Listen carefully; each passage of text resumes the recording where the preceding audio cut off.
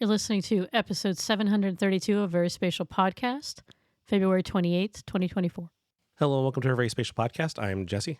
I'm Sue. I'm Barb. And this is Frank. And this week, we're going to be talking about some things. But first, some news, starting with... That's right. So, bittersweet news. Last Thursday from when we were recording this, a private U.S. lunar lander made it to the moon, the surface of the moon. It was in conjunction with NASA and their help, but it was the Odysseus lander from Intuitive Machines, a company, I guess, out of Texas. But bittersweet because it had a little bit of a rough landing, came in a little too hot, as they say, and one of the legs kind of, I can't remember, I think the leg clipped or something, but it ended up on its side, not an optimal landing, and so it's going to have a shortened mission. And I think they said they're expecting to stop working in the next day or so from where we're recording now.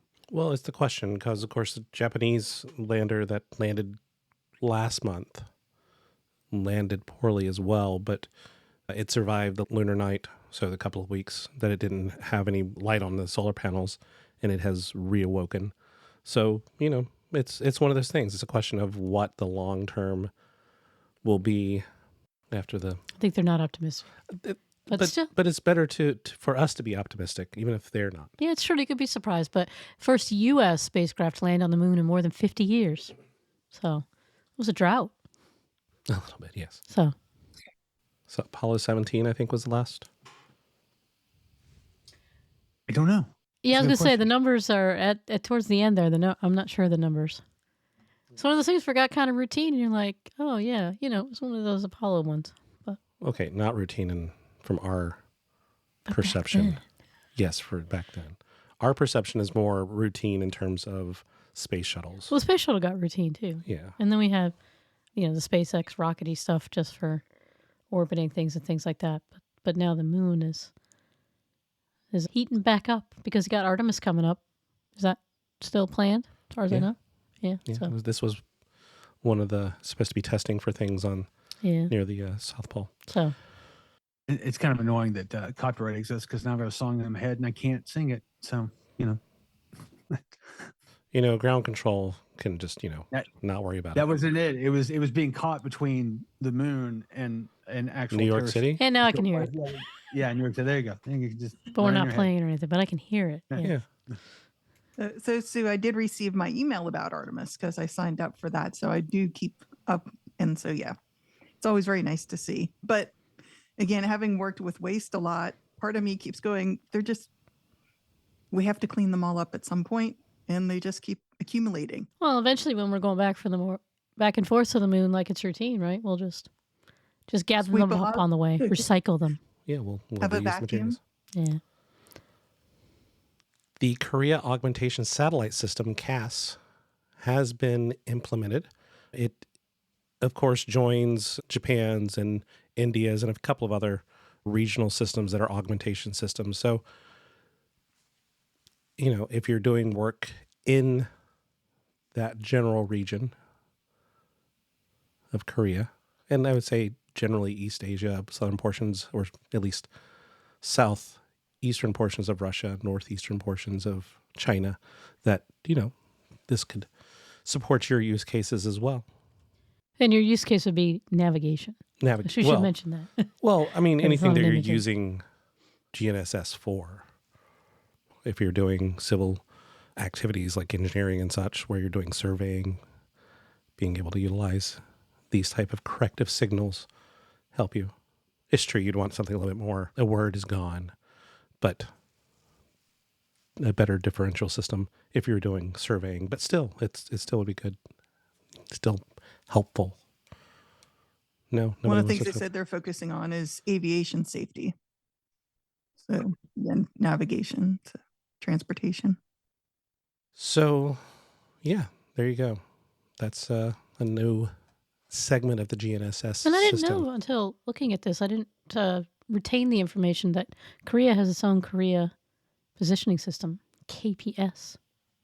So it's designed to optimize GPS constellation performance and includes upgrades compatible with Galileo and the KPS constellation. So they are corrective constellations for the GPS.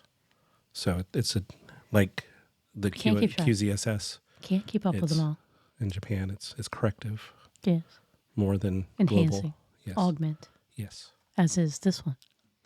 It kind of feels like at some point the SS is going to go away, kind of like how we don't say WWW anymore. It's just like we know that. There's many, many letters and acronyms with space stuff, and sometimes have to sort them out. The U.S. Department of Justice has moved to dismiss the Ligado lawsuits. So after, of course, we've had various conversations about Light Squared and Ligado and the concerns over their signals, potential bleed over into GPS. They sued the government for basically not allowing them to use the portion of the spectrum that they had. And now the Department of Justice is saying, well, what you're saying in this lawsuit isn't something that we can really see as determinable in the courts, and so we don't think this should move forward. So Light Squared Ligado sued the government. The government is now suggesting that that suit should not move forward. That's the bottom line of all that. Just to keep everybody up to date on where this whole decade and a half long thing is going. Yeah, and say the news item that we first began in episode, I don't know what, 7? And it just feels like so long ago that we started talking about this. It was the first Where 2.0 that we went to, that we did an interview with Light Squared. And you can hear that back in episode, I would guess, 20-something. No, maybe, because we were doing weekly at that point, so it might be in the 60s. But yeah, it was a long time ago. A very long time ago. It's been going on forever, and it feels like one of the challenges, this highlights to my mind, one of the challenges with technology evolution, technology change of pace, is that there needs to be an exit plan, strategy, criteria, or something like that. So this can't delay on this long. At some point, we have to be able to say, yes, this is the determination, and now let's move on to the next thing. And it's been literally, a decade and more that this has been kicking around. Well, it's the striping of the U.S. political system, right? That it's bounced back and forth between different, people who have been in office. So up until 2016, it was pretty clear that it was being shut down, and then there was a door opening, especially at the last minute in 2020, and then the door kind of shut again in early 2021, 2022. And yeah, so it's been a thing.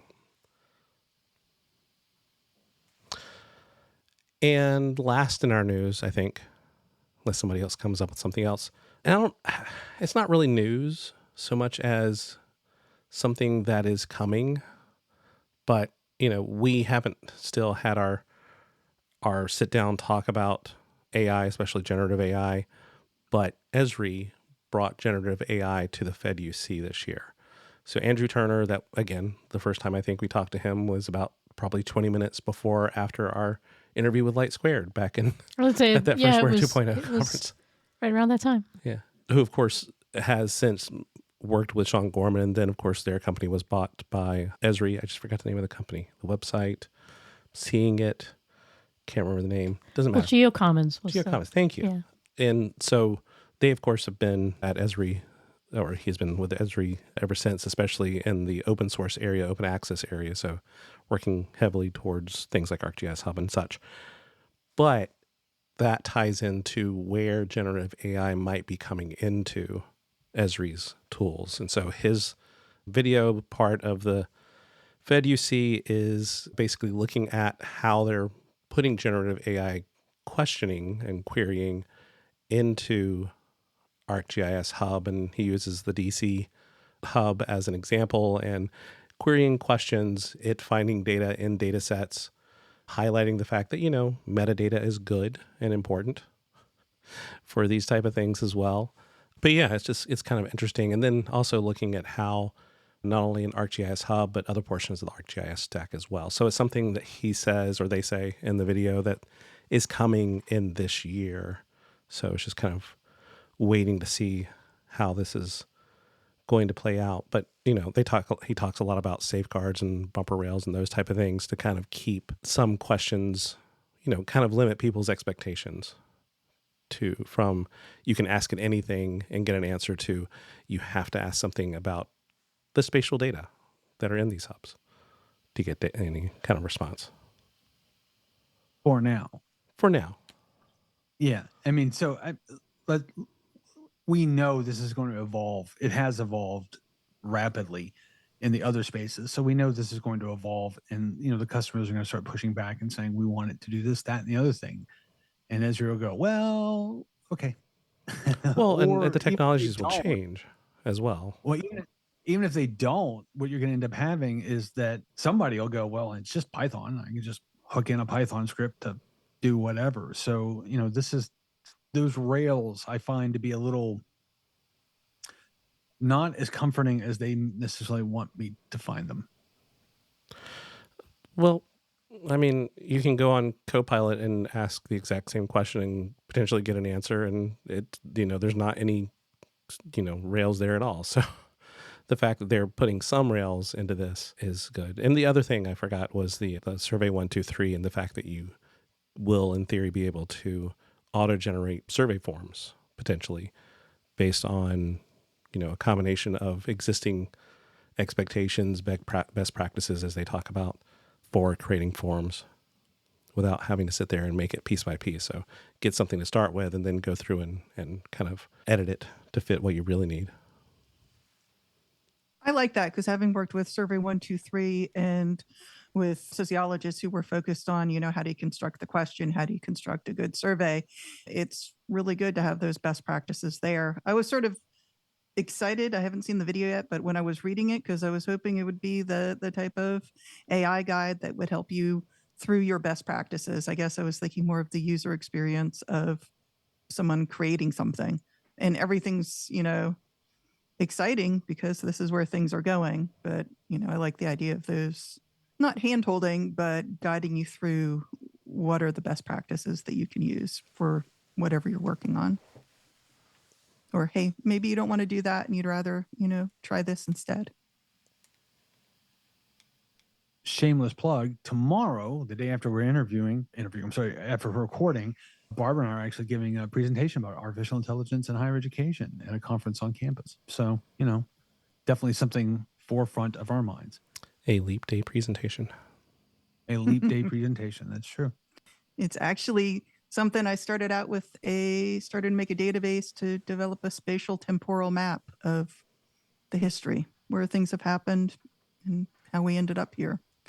But that's just because I like to deep dive into things. And that's it for the newses. So this week, my thought on a topic was one of different things, but most recently it was the thought of where are we now, kind of a question, because we started the podcast when we were the ones who were dragging faculty along behind us in terms of keeping up with technology. And now we're at that position where I think we're at an inflection point in our careers where we're focusing more on other things, as our faculty did, as opposed to keeping up with the latest and greatest.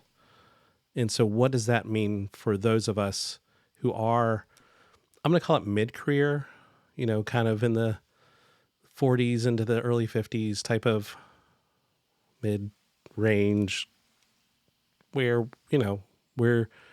we're not expected to be at the forefront anymore.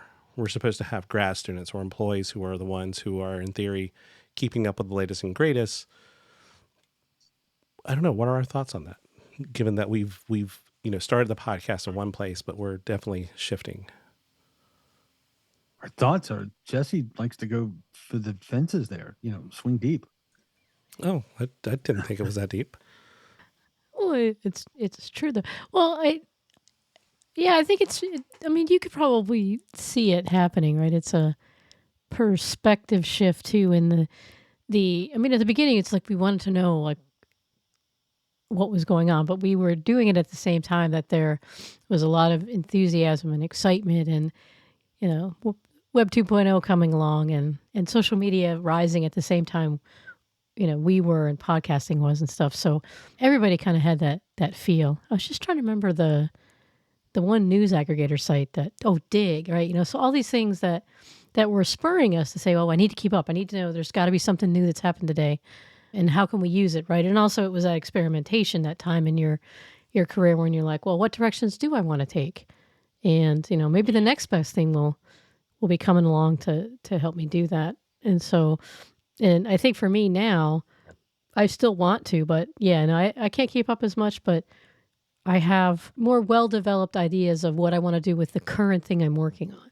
So to me, sometimes I'll look, like, for example, I'll say it right now, I have not yet, beyond like 1 or 2 experiments, done anything with AI because it doesn't fit into, I don't think I need it for what I'm working on in my own projects and stuff. So while I have a curiosity about it and I might find it useful, I don't feel the compelling need to go out and just like see how it works and try 15 different, versions and stuff like that. It just, that part is not there. But what I think for me is here now that wasn't when we were in our younger career and like following all these things is I have 1 or 2 ways I want to apply the technology. And I see those much more strongly than necessarily the technology for its own sake. I said swing for the fences because that's a hard question for me in a lot of ways. Actually, it's the easiest one, I think, for you because you're in a different role. Yeah, well, that's what makes it hard because I don't have any employees to do all that stuff. I don't have graduate students to do all that stuff. So I don't have the latitude to not pay attention to technology. So I in many ways, I don't feel radically different than I did 10 years ago in my relationship to technology. However, part of me does very much want to ask the question, why should I, as opposed to what is the latest cool gee whiz thing. So I do have that war inside of me, which was what makes it, very difficult for me to answer that question. I need to keep abreast of technology and I need to understand what it can and can't do, or I may not have a role anymore. But at the same time, I'm seeing technology as, I'm trying not to put too negative a spin on it because I don't feel it that negatively, but it is a bit of a, what the hell is this thing now? There's an element of that, it's just like, okay, what is this thing and why is it doing it this way? And what's wrong with doing it this other way? And why are we putting up with things that make no sense to me to put up with in a lot of ways? So it's a war and it's a hard question for me to answer. And I'm not very comfortable with anything I just said on the podcast at all, to be honest with you. I talked through my thoughts and I'm not sure I ended up anyplace. It stayed the same place. You didn't really move forward and move back. It's okay. I didn't change. And it's, and it's kind of interesting. On the one hand, I'm looking at this board that's in front of me that is a very different board for doing podcasts than the one I have sitting over there. And I'm really excited by it. I'm really excited by this technology. But on the other hand, I'm looking at some of the things that you can do in ARC and I'm like, it's like, it's not a question I particularly am terribly excited to answer, the fact that it can do certain things. I'm oddly not that thrilled about the notion of AI in ARC, but I really should be. And that's a bizarre place for me to be. Barb. Well, I was thinking about this because, I also don't have grad students, but what I have are a lot of students and a lot of community out there that I work with and, basically have embraced as someone told me, I'm always out there proselytizing geography. And so I try to keep up on everything so I can sort of network and say, hey, did you see this? It relates to what you do or what you want to do, or, these areas that are out there. So in some ways, all of the news out there where we can just get so much more and it's nuanced and it's deep makes it easier to find everything that we were looking for when we started out. But then again, I started out as the least spatial and now I understand things deeper. So for me, it's a a big discovery to tell people that, you can discover this like I did, and then to see people discovering it and starting their own things and all these innovations going on, and also innovative companies, the big questions that are happening. Maybe there was this much before, and I just didn't know enough to see it. And now it's something that's visible to me. I wish there was more time. I look at things and I go, there's so many more things I wish I could do. I wish I had started out doing or known it was a thing to do. Going through that history of AI, which we haven't touched on yet, I did notice the moments when I could have had opportunities for various spatial careers and didn't know enough to embrace them at the time. And so, what I would say to people, it'd be to try to be able to recognize those moments and embrace them, because sometimes we take them for granted. And then we look back and we go, wow, that was a really big moment in, spatial history, or a moment in time.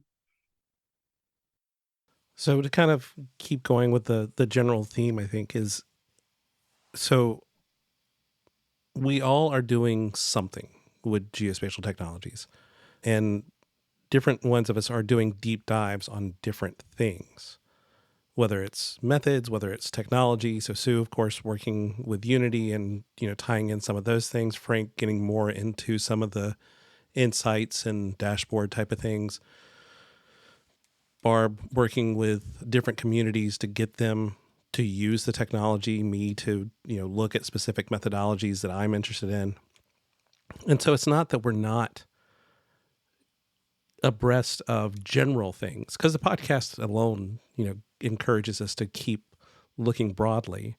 And then we are doing things that are very specific, but unlike whenever we were 35 early career grad students that were, we had the time and the expectation from the outside forces to say, okay, well, go figure this out so that we can figure out whether or not it's going to be useful for us. And we just don't have that opportunity. And in some cases, we don't have that external force to force us to deep dive on lots of things, so that we're kind of limited to deep diving on a few things. And there's nothing wrong with that. Again, that's kind of the progression of career, right? We start out as someone who is expected to be learning a lot and bringing new things to the table. The mid-career is supposed to be someone who's helping guide the early career and meeting the demands of the later career folks. And the later career folks are the ones who are making sure that there's paychecks for everybody in the early and mid-career by making sure that jobs are still coming in and getting done on time. So, you have different pieces there. And I think that's broad, but a general description of almost every discipline, right? Or industry. Oh, yeah. Whether we're talking about academia or in an office somewhere. But it just changes as you age. Your ability to do all of the things that you want to do are limited by the other requirements of your time. Let's keep day jobs. I was just thinking this, right? It's crazy. So I'll give an example. So as you may or may not, if you listen to the podcast, know that man, I will get the shiny magpie look, right? If a new little like technology thing, like handheld or something like that comes along, I'm like, definitely want to try that. And recently, so I regressed to I can totally see how I could take my stuff and deploy it in this new and different way. And I just need the device to test it out, right? And thinking, oh, that's great. So I got the device, which I have, and it's really cool. I have a couple actually. But now I'm faced with the number of hours it's going to take to deploy. It's not that I can't deploy it. I know how to do it. But it's the slog anymore. And I'm like, now I have X, Y, and Z that my day job requires me to do. And so my excitement in going, I'm just going to do it, and I get it. And now, so I have a very nice device and a very good idea of how to apply some work I've been doing and deploy it on this device and be able to carry it around and demonstrate it to people and all that kind of stuff. But yeah, like the difference is I'm not driven to stay up till like 3 a.m. every day until I get the deployment done. It just sits there and going, oh wait, where's your demo? I'm like, yeah, the demo's in my head. And if I could just get like 6 hours or whatever, I'll get the demo onto you and then we can play. But I mean, it's a different perspective, and it's kind of a little wistful that, you just can't just drop everything and just do the latest thing. And so I think that's my personal kind of living out the change and the change in priority and perspective and kind of having to pick and choose. And even in our careers, right? Since we're educators, when the new technology comes along, there's a little bit more. For me, there's a little bit more pressure in evaluating. Right? Is this something that's going to have a broader appeal? Is this something that's going to end up in the geospatial industry? And so, should I catch it now and expose the students to it? Right, which requires me to learn better about how it's going, or is this maybe something as we used to evaluate? Right, this is for a niche audience or something like that.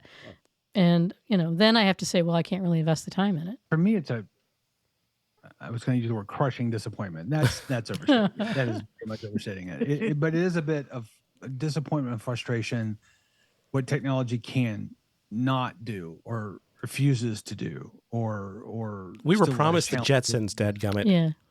Well, to me, it's the one that pisses me off more than anything is interoperability. Is the abject, in my opinion, abject failure of technology to really embrace the philosophy of interoperability. And I got to do so much damn duct tape work to get this thing to talk to that thing and, to get all the stuff to filter over to here. And there's so many stovepipes that says, oh, okay, well, just buy into our ecosystem and just do everything here. And don't worry your pretty little head about this one thing that you want to do that we don't know how to do yet or have no interest in doing. That stuff drives me nuts. And I have a lot less patience for it because I have to actually do the duct tape. And the older I get, I'm like, I just don't want to. This is stupid. There's no reason these two things shouldn't talk to each other. That frustrates me to no end about technology. And I kind of feel like when something new comes along, my first reaction often is, how is this not going to integrate properly? that's just, not a healthy place to begin getting excited about technology. So that's part of the dichotomy for me, is that I have to go, how's this thing going to not work right? And how am I going to expect it to use it and knowing it's not going to work right, or, unless I do a bunch of work on the back end.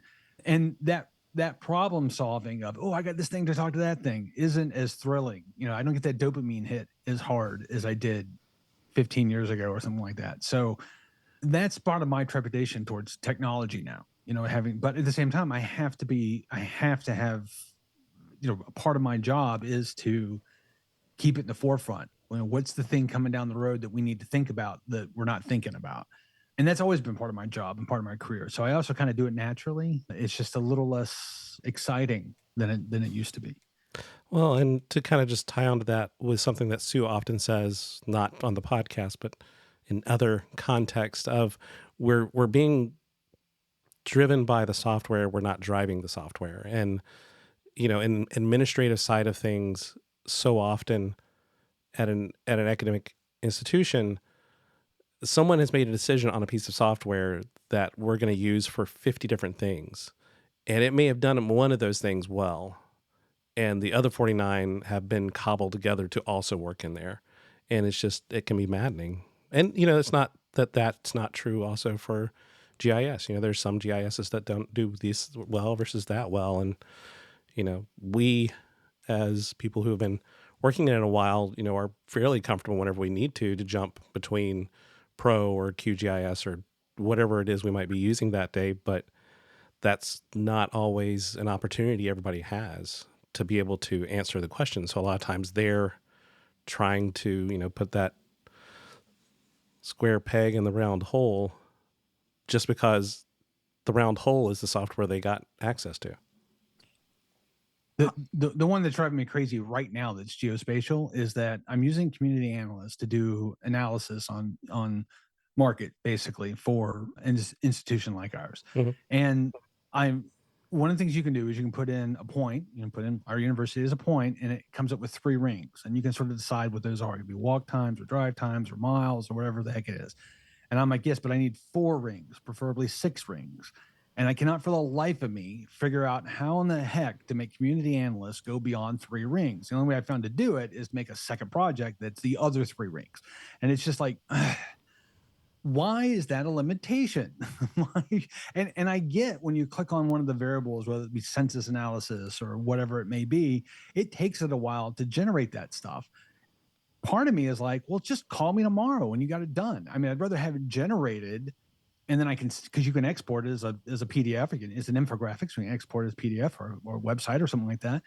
And I'll just do that tomorrow. That doesn't bother me. You know, I don't need it to be instantaneous.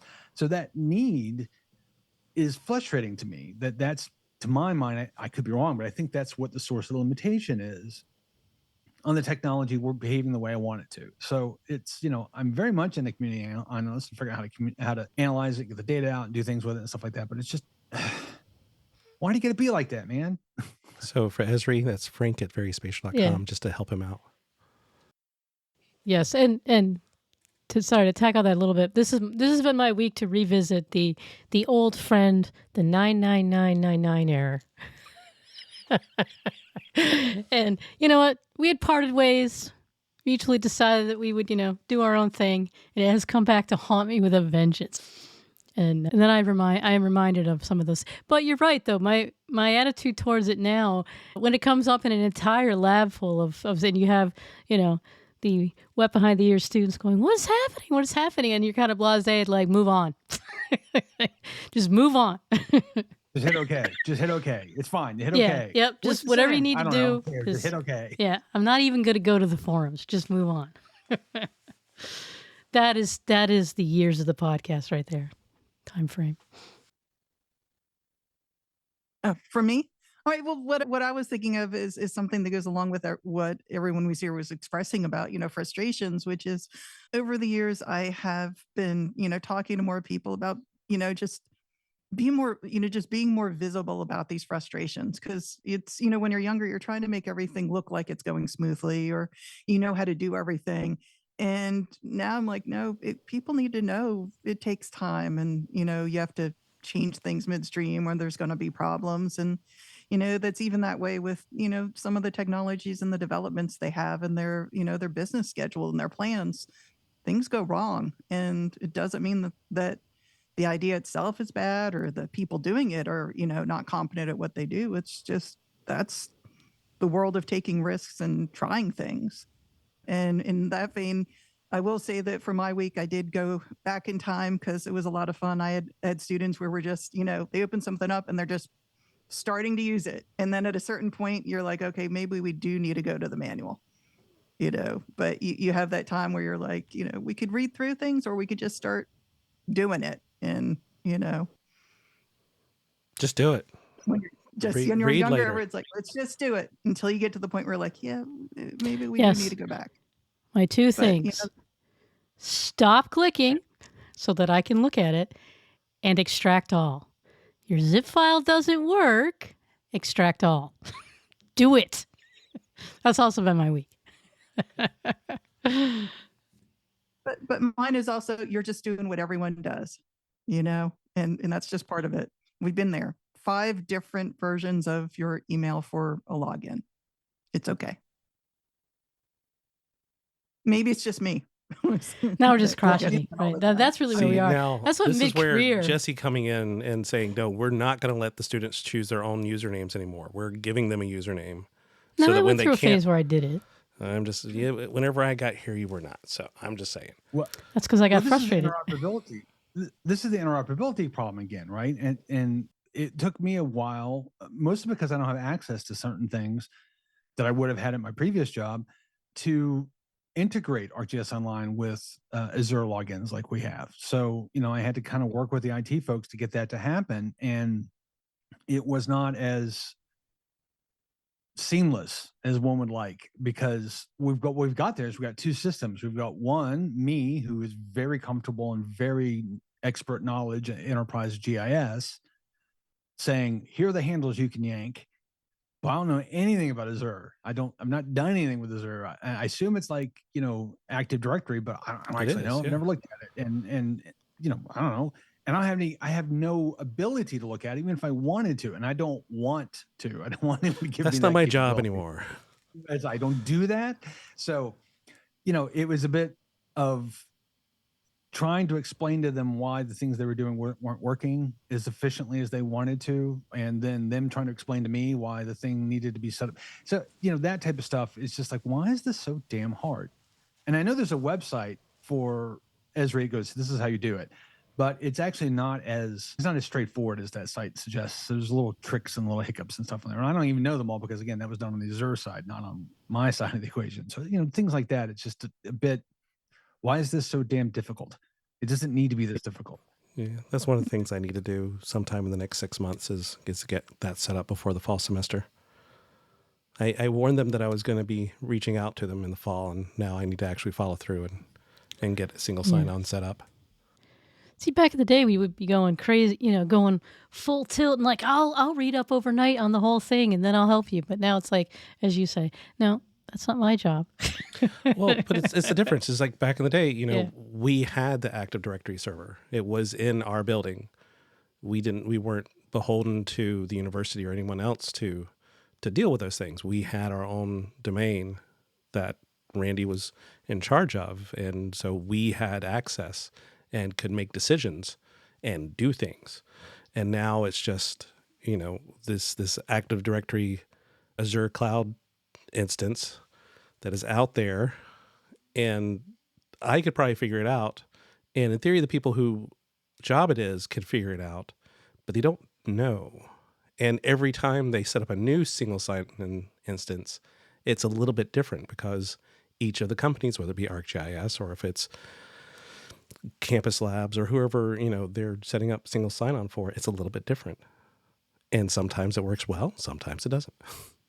Right. And I don't want to overstate how much of a pain it was. It was a lot harder than it needed to be. And that's the part that I find aggravating because I'm like, this doesn't need to be this complicated. This should be a hell of a lot easier than it is.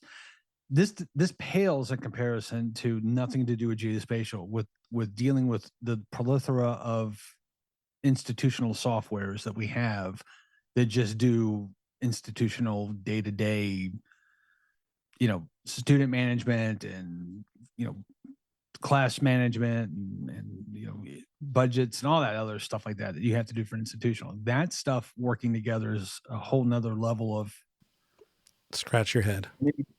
Many bad words. Yes. But that's the evolution of technology across your career, right? At the beginning, it's so much promise and so much excitement. And so now it's disillusionment has started to creep in. It's shackles around you, right? You're inside the walls and you can't get out. You're like, I could see the cool stuff on the other side, but I've got to do it this way. Okay, Sue's going dark. No, not quite. I'm not dark yet. But my sadness remains that, there's those things that just we were disappointed on, right? Like the best VRs are still tethered. Why? So many years later. Barb, bring the light. Please bring the light back. Why?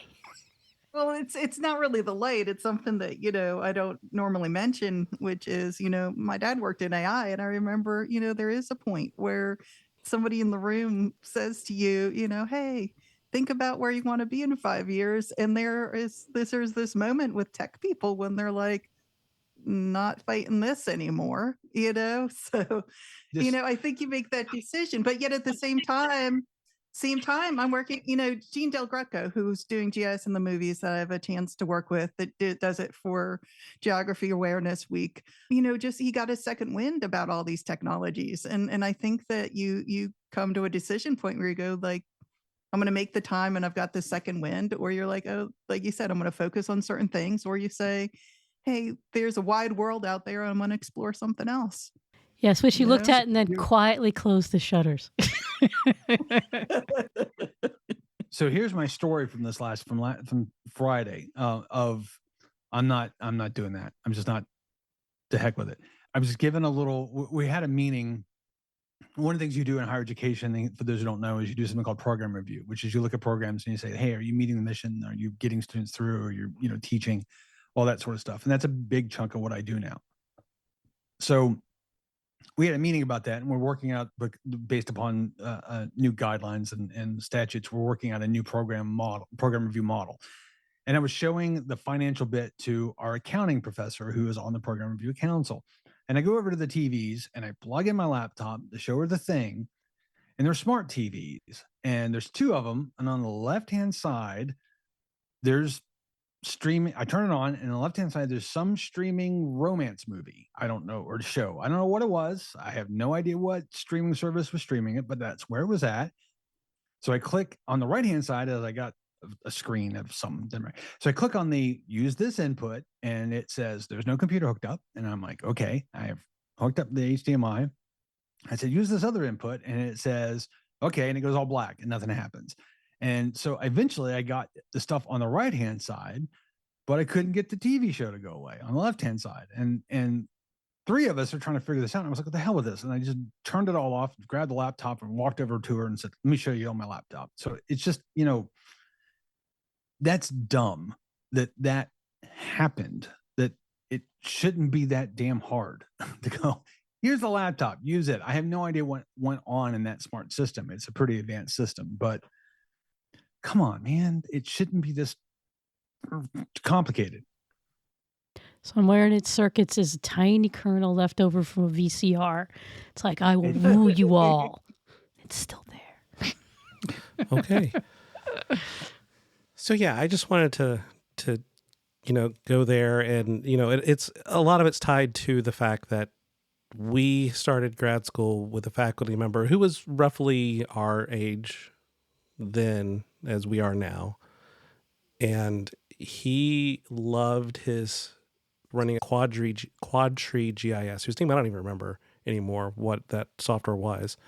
But once a semester, we had to drag that computer out so he could show his class this Quadtree GIS based or GIS system that no one was ever going to use.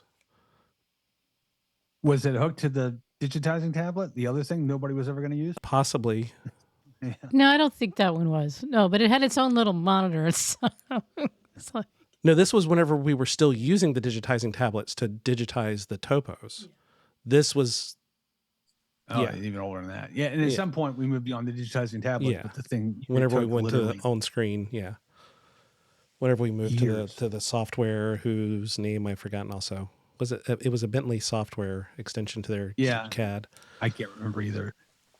So that's it for I feel like we should reflect on it. Yeah. Of course, if you like to go to events, you should go to them. Nobody email us anything about events, I don't think, this time. I'll check the email for next time. But yeah, go to events. They're good things. Conferences are happening throughout the year. And there's some abstracts for something that you should present at that are due soon. Even if it's virtual. Virtual stuff is possible. Going to AAG this year, all virtual. And AAG announced the Kids Map contest. So cool. Always fun. Of course, if you'd like us to add your event to the podcast, send us an email to podcast@veryspatial.com. If you'd like to reach us individually, I can be reached at sue@veryspatial.com. I'm Barb at VerySpatial.com. You can reach me at Frank at VerySpatial.com.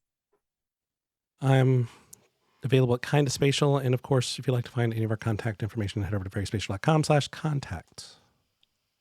As always, we're the folks from VerySpatial. Thanks for listening. I will see you in a couple weeks.